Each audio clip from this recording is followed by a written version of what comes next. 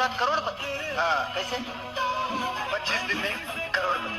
26শে September কি হতে চলেছে? বাংলাদেশের অর্ধেক জনগণ কি বড়লোক হতে চলেছে, নাকি অর্ধেকের বেশি জনগণ ডিপ্রেশনে যেতে চলেছে? সোশ্যাল মিডিয়াতে এই প্রশ্নই ঘুরপাক খাচ্ছে। হামস্টার কমব্যাক গেমটির কারণে সোশ্যাল মিডিয়াতে ঢোকাই যাচ্ছে না, চারিদিকে শুধুমাত্র এই গেমের ছড়াছড়ি। और हमारा हेलीकॉप्टर तुम वहाँ पर हेलीपैड बना वहीं पे उतरेगा और पिछली तरफ तुम रेलवे प्लेटफॉर्म बना।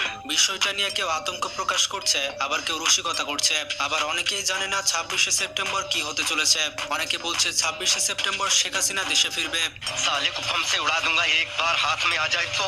অনলাইনের পাশাপাশি অফলাইনেও শুধুমাত্র একটাই টপিক, সেটা হচ্ছে 26 তারিখে কি হবে। নেটিজেনরা অনেকে জেনে কিংবা না জেনে 26 তারিখ নিয়ে অনেক পোস্ট করছে, তাই সবার মনে এখন কৌতূহল কি ঘটবে সেই দিনে। মজার ব্যাপারটি হচ্ছে সোশ্যাল মিডিয়াতে আবার কেউ কেউ পোস্ট করছে সাবেক প্রধানমন্ত্রী শেখ হাসিনা নাকি 26 তারিখে দেশে ফিরবে। আবার অনেকে লিখছে এই দিন নাকি সবার ভাগ্য খুলে যাবে, কোটিপতি হয়ে যাবে অনেক মানুষ। আবার কেউ কেউ ফেসবুকে পোস্ট করছে 26 তারিখ নাকি অনেকের বিয়ের ডেট। যারা আমাকে এতদিন কিপটা চেষ্টা বলে অপমান করে আসতেছিলে তাদেরকে আমি বলে দিচ্ছি 26 তারিখ আমি বুঝিয়ে দিব যে আমি কি জিনিস। 26 তারিখ তোমাদেরকে দেখিয়ে দিব আমি কি জিনিস। মূলত এই সবকিছু হচ্ছে টেলিগ্রাম ভিত্তিক একটি গেমিং প্ল্যাটফর্ম নিয়ে, এবং সেটি হচ্ছে হোমস্টার কমব্যাক্ট। এই গেমটিতে রয়েছে বিভিন্ন টাস্ক পূরণ এবং ট্যাপ করে কয়েন কালেক্ট করতে হবে। ফেসবুক এবং ইউটিউবে অনেকেই এই গেমসটি নিয়ে প্রচারণা চালাচ্ছে। তাদের দাবি 26 তারিখে এই গেমটির কয়েনগুলোকে ক্রিপ্টোকারেন্সিতে রূপান্তর করা যাবে এবং 26শে সেপ্টেম্বর তাদের জমা কয়েনগুলো দিয়ে তারা বড়লোক হয়ে যাবে।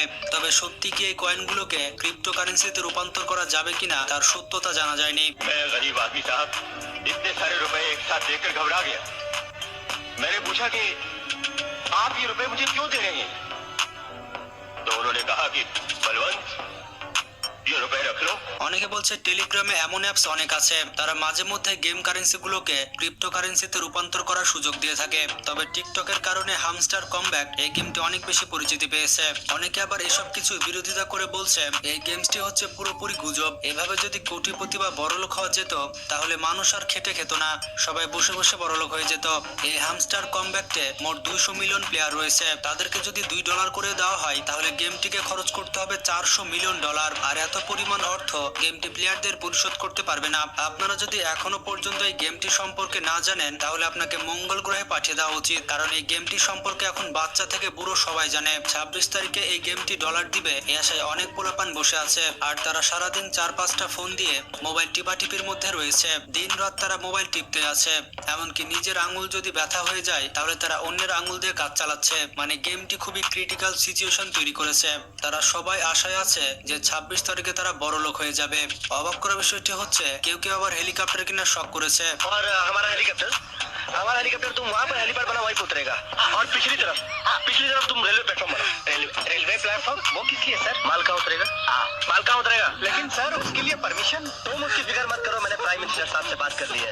আবার কেউ কেউ ভাবছে কিসের BMW, সরাসরি রোলস রয়েস কিনবো। এমনও কিছু টেলিগ্রাম ফ্রিল্যান্সার আছে যারা সারাদিন এই আশা নিয়ে টেলিগ্রামে গুদাগুদি করে যাচ্ছে। অনেক জায়গায় আবার 26 তারিখে গণবিবাহের আয়োজন করা হচ্ছে, সবাই নাকি একসাথে বিয়ে করবে। তারা সবাই আশায় আছে 26 তারিখের পর তারা সুখে শান্তিতে সংসার করবে। কেউ বলছে আজীবন টেলিগ্রামে লিঙ্ক ফরওয়ার্ড করে মানুষের উপকার করলাম, এত লিঙ্ক শেয়ার করার পর 1 টাকাও পেলাম না, আর এখন নাকি পোলাপানি একটু টিপাটিপি করেই রাতারাতি কোটিপতি হয়ে যাবে। এটা তো কোনোভাবে মেনে নেওয়া যাবে না।